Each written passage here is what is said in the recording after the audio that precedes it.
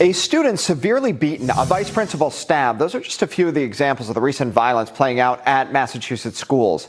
The investigators have been digging into these cases, and our Kathy Curran has the challenges facing schools and what needs to be done to keep kids safe. When you look at the causes of school violence, so many factors come into play. But the common goal is to keep kids safe and give them the education they deserve.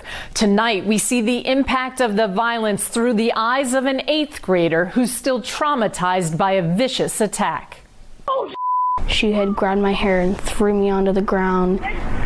An 8th grade student severely beaten, Dragged me by the hair, kicking me in the face, and fearing for her life. I felt like I was gonna die. This 13-year-old says a fellow student chased her down the street from Boston's Condon School and attacked her in March. She suffered a broken rib, cuts, and bruises, now scarred physically and emotionally. Mentally, it traumatized me. Like, I couldn't sleep for a while because I kept getting flashbacks. How would you describe the school environment? Not very safe. Her beating and other violence at the school have been glorified on social media.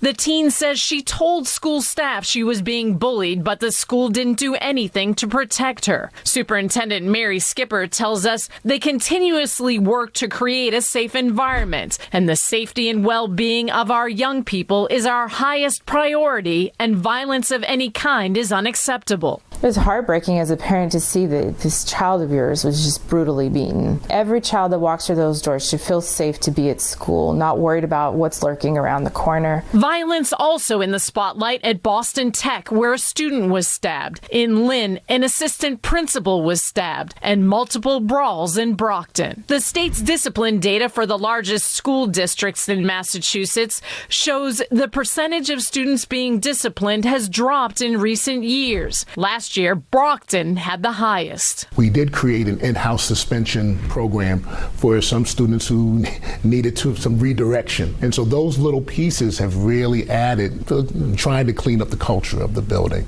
Kevin McCaskill stepped in as principal at Brockton High in January.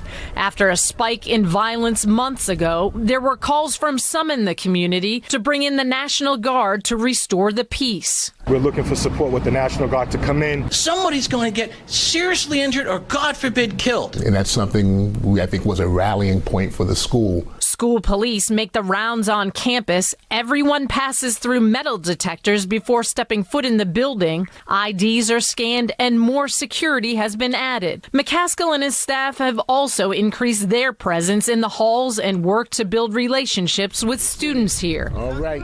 One of the biggest challenges is the lack of staff, leaving many kids hanging in a supervised study hall in the CAF. It's a huge issue. And when you're sitting in a cafeteria for 2 and 3 periods at a time, that's not engagement. Each school has its own challenges at a time when many students are struggling with their social and emotional health. And experts say peer pressure, the pandemic, video games, and social media are having a huge impact on the behavior we're seeing in our schools. So we're going to talk a little bit about bullying, fighting the differences. Dr. Megan McCoy from the Massachusetts Aggression Reduction Center visits schools across the state on a mission to help kids navigate the complex world of social media, relationships, and to prevent violence. What I have heard from teachers and in schools and administrators is kids just don't know how to get along, and it leads to more aggression and more violence. McCoy says we need to decrease the normalization of disrespectful behavior that is sometimes rooted in the online world and put the phones away, especially in school. One of the big things that I'm coming back to over and over again is times where we can provide kids face-to-face opportunities that don't have anything to do with their phone or their social media. And some schools are starting to ban cell phones to try to help. Next year, Brockton High students will lock their phones in pouches during school hours. Some schools in Boston already do that. And there's an ongoing criminal investigation into the Condon School attack. I'm investigator Kathy Curran.